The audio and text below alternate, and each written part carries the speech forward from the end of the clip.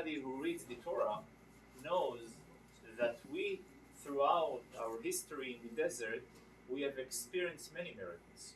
We were faced with the threat of the ocean.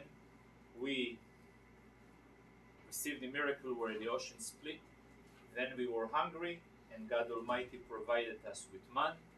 Then we were thirsty, and God Almighty provided us with the Be'ira Shel Miriam, with the well of Miriam.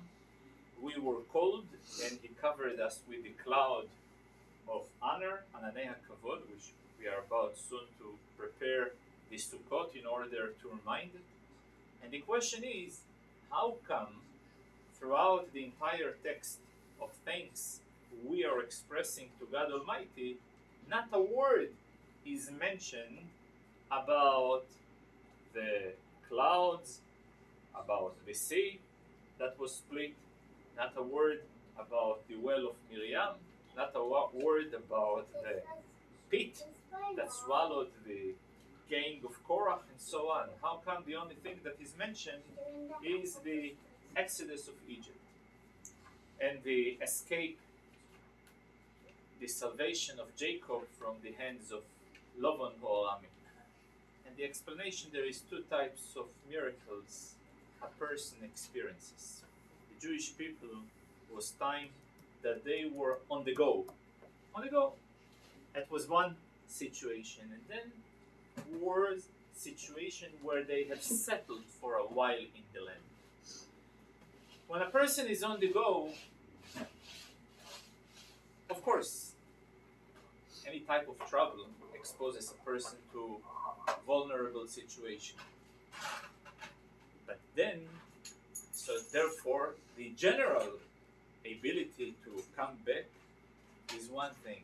But then, when a person is already settled in a place and he is developing a routine, he must also remember that not everything that keeps repeating itself is natural.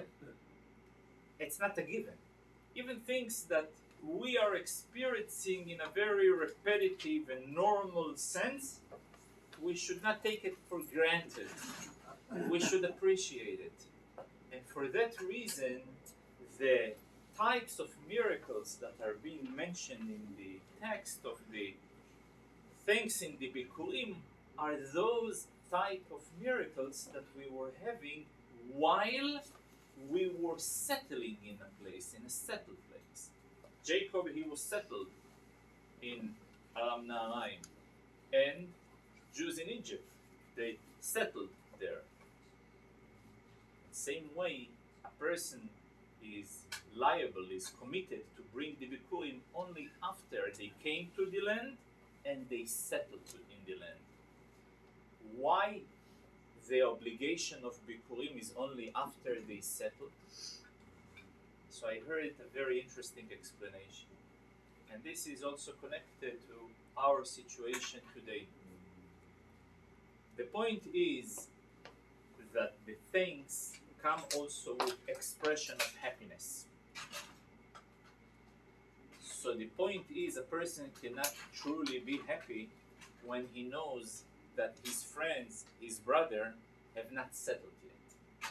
So for that reason, until the point when all the Jews occupied the land and settled the land, until then, lo nitchayvu, they were not obligated in Bikurim. Only after they have already settled the land, all of them, without any exceptions, only then the commitment, the liability of Bikurim triggers. And this is the point, 2 points. Point number one, a person cannot truly be happy when he knows that his friend is not there yet, he is not settled yet.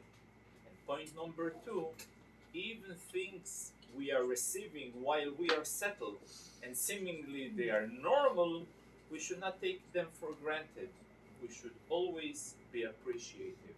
We should always keep thanking God Almighty and express the thanks to the God Almighty, both acknowledging in our mind, verbalizing in our mouth, and exercising in our action.